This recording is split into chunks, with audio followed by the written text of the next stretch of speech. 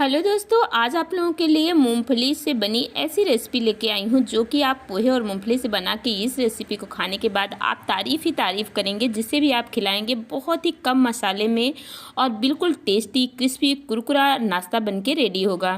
तो यहाँ मैंने ले लिया है 1 कप पोहा। अगर आपको ज़्यादा बनाना है तो आप पोहे की क्वान्टिटी बढ़ा सकते हैं। तो सबसे पहले पोहे को मैं अच्छे से धुल लूँगी, क्योंकि पोहे में बहुत सारा गंदा पानी होता है। तो आप अभी देखिए पोहे में कितना सारा गंदा होता है। किसी भी चीज़ को करने से पहले हम उसे धुलते ज़रूर हैं। तो पोहे को आप भी इस तरह से धुल लीजिए, जैसे चावल को आप धुलते हैं उसी तरह धुल के अच्छे से इसको 2-3 पानी अच्छे से साफ कर लीजिए। तो 2-3 पानी धुलने के बाद यहाँ मैंने थोड़ा सा पानी इसमें छोड़ा है। देखिए नीचे थोड़ा सा ही पानी है, ज़्यादा नहीं है। और इसे साइड में फूलने के लिए रख दूँगी। जब तक पोहा हमारा सॉफ्ट होगा तब तक मैं बाकी के काम कर लूँगी। यहाँ मैंने ले लिया है 1 कप मूँगफली के दाने। मूँगफली के दाने बिना तेल के आपको रोस्ट कर लेना है और इसी तरह से अच्छे से भून लेना है। इस नाश्ते में बहुत ही ज़्यादा टेस्ट आता है और इतने कम सामान में ये नाश्ता बन के तैयार होता है कि यकीन मानिए आप इसे खाने के बाद ना आपके सब लोग आपकी तारीफ़ करेंगे। तो मूँगफली के दाने भूनने में मुझे 5 से 6 मिनट लग गया था। इस तरह से गैस को धीमा करके ही भूनते हैं। तो ये देखिए इसके छिलके हल्के से ब्राउन हो गए हैं और इसे मैंने कॉटन तौलिया में निकाल के तुरंत गरम ही गरम मैं इसे हाथों से अच्छे से मसल दूंगी। तो इससे क्या होगा, जो छिलका है ना वो बहुत जल्दी निकल जाता है। कभी भी आप मूंगफली की कोई भी चीज़ बनाइए और अगर आप इस तरह से छिलके को निकालते हैं ना बहुत ही झट से निकल जाता है। आप देखिए एकदम अच्छे से छिलका निकल गया है और इसे मैं थाली में निकाल लूँगी। और अगर आपके पास ये वाला जो पूरी डालने वाला झन्ना होता है, अगर वो बारीक वाला है तो आप उसी से इसके छिलके पे झाड़ लीजिए। लेकिन मेरे पास है जिसका जाली थोड़ी बड़ी है, तो इसे मैंने थाली में ही इसके सारे छिलके निकाल के मिक्सी के जार में इसे ट्रांसफ़र कर दी और इसका मैं फ़ाइन पाउडर बना ली हूँ। तो आप देख सकते हैं पाउडर एकदम कंप्लीट तैयार है। इसमें मतलब मूंगफली के टुकड़े नहीं हैं और इसे मैंने अच्छे से पीस लिया था। अब यहाँ मैं ली हूँ 1 कप बेसन। तो बेसन की जगह आप सूजी भी ले सकते हैं अगर आपको बेसन नहीं पसंद है, और नहीं तो आप गेहूं का आटा भी ले सकते हैं। जो भी आप चाहें आप उसे ले सकते हैं। तो इसके बाद मैं क्या करूँगी, इसमें थोड़ा थोड़ा पानी डाल के बेसन को अच्छे से फेंट लूँगी। तो यहाँ कम पानी ही डालिएगा, आप ज़्यादा नहीं डालिएगा, क्योंकि बेसन में कोई लम्स नहीं होने, अच्छे से घुल जाए पानी में। बस इसी तरह से आपको इसे फेंट लेना, गाढ़ा ही आपको फेंटना है। तो यहाँ बहुत कम पानी में बेसन जो है हमारा फिट गया है और जो भी मेकर में लगा है उसे मैं ऐसे हाथों से झटक के निकाल के और मेकर साइड में रख देती हूँ। अब इसमें मैं कुछ मसाले ऐड करूँगी। तो यहाँ मसाला मैं डाल रही हूँ। सबसे पहले थोड़ा सा हींग डाल दीजिए, क्योंकि आपने बेसन का यूज किया है, और थोड़ी सी कुटी हुई काली मिर्च, कुटा हुआ लाल मिर्च जिसे चिल्ली फ्लेक्स भी बोलते हैं, और थोड़ा सा मैं डाल रही हूँ यहाँ बहुत ही ज़्यादा टेस्टी लगता है भुना हुआ जीरा, और थोड़ी सी सौंफ। तो सौंफ, कुटी हुई सौंफ डालिएगा, बहुत ही ज़्यादा टेस्टी लगता है। स्वाद अनुसार आप नमक डाल दीजिए। बस इतना ही मसाला मुझे डालना है। मसाला मैं बहुत कम यूज़ करी हूँ और जो मैंने मूंगफली पीस के रखा था बस उसे मैंने सीधा बेसन में डाल दिया। इतने कम मसाले में आप ये नाश्ता बनाएंगे ना बहुत ही ज़्यादा टेस्टी लगता है। और इसके बाद जो मैंने पोहा भिगा के रखा था वो भी अच्छे से सॉफ्ट हो गया है जब तक मैंने इतना सारा काम किया। और पोहे को भी मैं इसी बेसन और मूंगफली में डाल दूँगी। अब यहाँ पे आप थोड़ा सा और सामान डालना है आपको। तो यहाँ कटा हुआ हरा मिर्च आप डाल दीजिए। तो यहाँ हरी, अगर बच्चों के लिए बना रहे हैं तो आप मिर्च को स्किप कर दीजिए। और यहाँ मैं थोड़ा सा प्याज डाल रही हूँ। अगर आप प्याज नहीं खाते हैं तो आप प्याज को भी स्किप कर दीजिएगा। और यहीं पे आप मैं 1 इंच अदरक के टुकड़े को क्रश करके डाली हूँ। और अगर प्याज नहीं खाते प्याज को स्किप करके यहाँ पर हरी धनिया भी डाल सकते हैं। मेरे पास हरी धनिया नहीं थी, इसके लिए मैंने नहीं डाला।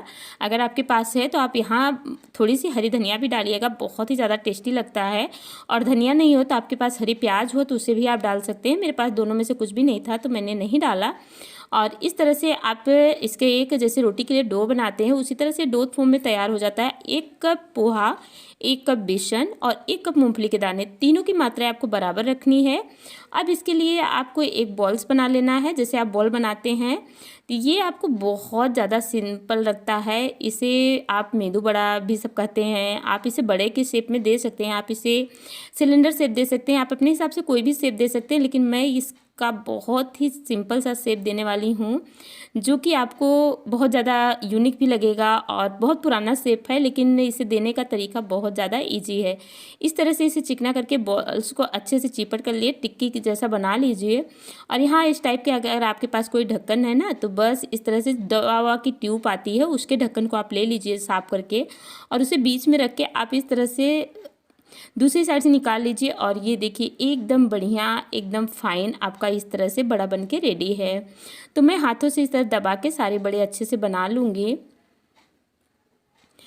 और इसी तरह से आपको सारे बड़े तैयार करने हैं। बहुत ही ज़्यादा सिंपल है और एकदम बढ़िया से बनके तैयार भी हो जाता है, बहुत ज़्यादा इजी भी रहता है। और दूसरी साइड से ऐसे हाथों से दबा के आप ढक्कन को निकाल लीजिए और एकदम बढ़िया शेप में बनके रेडी हो जाता है ना। ये बहुत ही ईजी सा ट्रिक, इसे आप ज़रूर ट्राई करें। इस तरह से मैंने सारे बड़े बना लिए हैं और ये देखिए एकदम अच्छे से रेडी है। अब यहाँ मैंने थोड़ा सा तिल ले ली हूँ।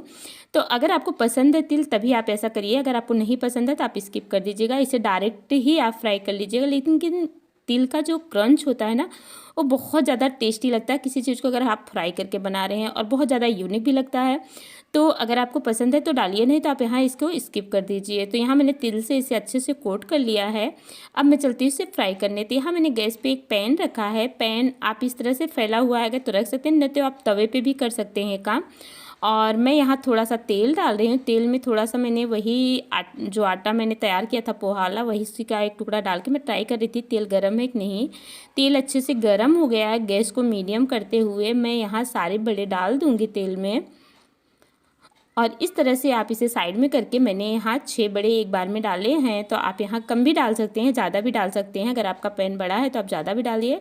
और इसे मैंने डीप फ्राई नहीं किया है, अगर आप चाहें तो इसे डीप फ्राई भी कर सकते हैं। और थोड़े थोड़े गर्म तेल में इसके ऊपर डाल के इसे अच्छे से क्रिस्पी होने तक मैं फ्राई करूँगी। तो इसे बनाना बहुत ज़्यादा ईजी है। इसे फ्राई करने में आपको 6 से 7 मिनट लग जाएंगे, क्योंकि इसे गैस की फ्लेम हाई करके आप मत फ्राई कीजिएगा, उसको मीडियम करके धीरे धीरे से ही फ्राई कीजिएगा। और इसके अंदर तेल बिल्कुल नहीं एब्जॉर्ब होता है, बिल्कुल तेल नहीं होता है, और ये आपको बहुत ज़्यादा सिंपल तरीके से ये फ्राई हो जाता है।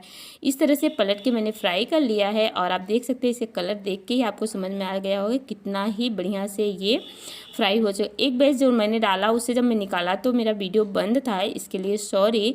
मैं दूसरी बैच को आपको निकालते हुए दिखा रही हूँ और इसी तरीके से मैं इसे आपको प्लेट में करके दिखाती हूँ। बहुत ही बढ़िया से ये बना है, कितना ज़्यादा टेस्टी और यूनिक देख के ही लग रहा है। और कम मसाले में आप इस नाश्ते को बना सकते हैं, बिल्कुल हेल्दी है।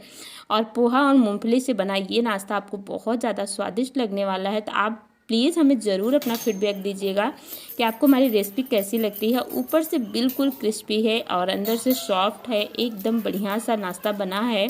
और इस तरह से फूल के देखिए किनारे से फट गया है, इतना ज़्यादा क्रिस्पी बना हुआ है। ये देखिए तोड़ के मैं दिखाती हूँ और एकदम यूनिक सा नाश्ता है। तो आप इसे ज़रूर ट्राई कीजिएगा अपने घर में, अपने बच्चों के लंच बॉक्स में, शाम की चाय से, या कोई घर में मेहमान आ जाए या किटी पार्टी हो तो आप इस नाश्ते को एक बार ज़रूर ट्राई कीजिएगा।